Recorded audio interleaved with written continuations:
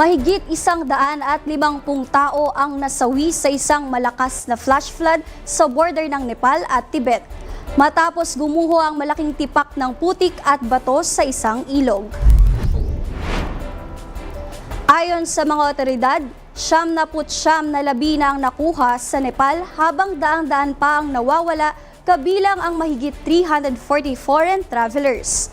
Tinangay ng baha ang mga bahay, sasakyan, kalsada at iba pang infrastruktura sa mga apektadong lugar.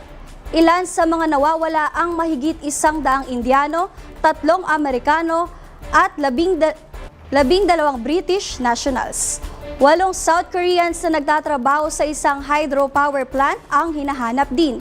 Iniimbestigahan pa ang sanhi ng pagguho, pero posibleng may kaugnayan dito ang magnitude 4.4 na lindol na naitala bago ang insidente. Samantala, nagbabala ang mga otoridad sa posibilidad ng panibagong baha dahil sa nabuong harang sa itaas ng ilog.